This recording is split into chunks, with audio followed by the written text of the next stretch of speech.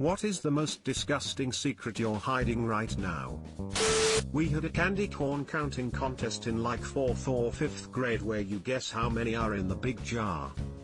When no one was looking, I carefully took the tape off the top thinking I was going to count them all or something, and saw that they had written the total on the inside of the top, so, being a genius, I took out about 30 of them, ate the evidence, and put my guess in for the number -35, you know, so it wouldn't be suspicious if I got it on the nose, not realizing they weren't going to recount them. The winner guessed it within 20 of the number on the bottom of the lid. So basically, I cheated, sabotaged and still lost, and I kept all that stupidity to myself for all these years. Candy corn counting contest is an extremely fun sentence to say. Should have demanded a recount. One time I spit my gum into a donation box for kids with autism thinking it was a trash can. Is it bad that this made me laugh? As a small child I ate an old piece of gum from under a bus seat. I'd really like to exchange my mouth for a new one. It's okay, I put that gum there and had just brushed my teeth. You are just fine. One of my friends has nudes of our mutual friend's mom. Fucking hell, he doesn't know it. He video calls her at night. Wait, do you know the guy from the other comment? When I was younger, I would steal coins from my parents, and when I had enough, I would bring them to my dad and have them changed to paper bills, and he would be so proud of me for saving coins that he would buy me ice cream or sweet bread. He knew that last year when I was suspended from work for 6 months it was due a failed post-accident drug test, I wasn't laid off. I knew it. In biology class we were dissecting a pig's eyeball and my hand slipped and the eyeball fell on the floor, and me being extremely lazy I kicked it under a cabinet and it lay there for 2 years until someone finally found it. I'm just picturing some unfortunate cleaner randomly finding this fucking desiccated eyeball. A majority of the time, the voice in my head/first thoughts are just really unnecessarily mean. Towards myself, but especially others. Even those I care about. Extremely nitpicky, selfish, rude, etc. Thoughts. I don't understand why.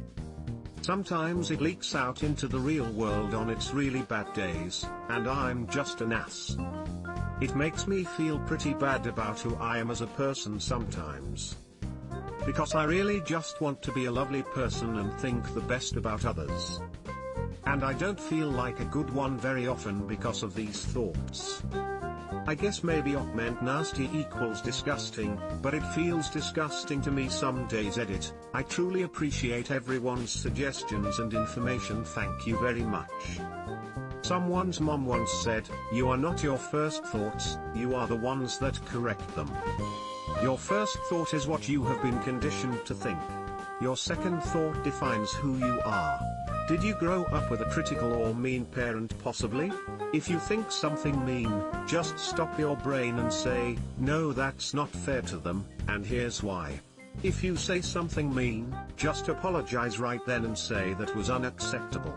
What I should have said was underscore. Eventually the second thought will begin to take precedence over the mean one. Hope this helps. As a student with a shitty waitering job paying me almost nothing, I used to eat the food my customers didn't want after I took their plates to the kitchen. Been there, mate. It was like a second fucking payday if someone forgot about their to-go order. When I was in middle school I was being bullied physically and mentally, quite bad. My grades dropped and my mom got upset, so there was this period of fighting before we got into therapy together. The worst thing I've ever said to my mother was I wish I had been a miscarriage like my older brother. I once told my mom I wished she was like some reptilian that laid the eggs and then died. Not my proudest moment. When my sister and I were little, she would lick her cat because she thought she was helping to clean him. Did you grow up in Scranton with a sister named Angela? I drew a massive penis on the ceiling in my art classroom, probably a meter long, and it's been there for years. I asked friends who have brothers and sisters there and they say it's still there. It's been like 8 years now. It's now the school's heritage, smiley face. Legendary. That I hit some kid in the back of a trampoline park with a chain I grabbed off of the fence because he kept poking me. I think your respective ages could alter my reaction to this post. I slashed a kid's leg with an old, broken, rusted up umbrella that I found cause he wouldn't stop tormenting me at the playground. But it's not a secret, fucker should have left me alone. My younger brother used to eat the dog food because he thought it would make him better friends with the dog. We began to leave a bowl out for him next to the dog bowl. You shouldn't have let him eat that. Now his babies will be born naked. Animals. Well, did it work? Uncle confided in me that he stopped taking the medications that are keeping him alive because he can't handle the weight of his life. Currently trying to be there for him as much as I can, but haven't told anyone because I feel like it's his choice, and I'd likely want the same in his situation. He's just worn out and feels like he's done his time, and has already done what he can for the people around him. Reminds me of my uncle. We each have a rare muscle condition that will probably put us in wheelchairs later in life, and found out he's been doing meth and robbing homes to fund it. I love him so much, it hurts to see him doing something that will hurt others as well as himself. Edit, to clarify, he is not currently in a wheelchair. Edit 2, I do not condone his use of thievery to fuel a meth addiction. I hope to God he isn't selling again, because he's already served 5 years for selling. Because some people have mentioned it, it's not as easy as just reporting him.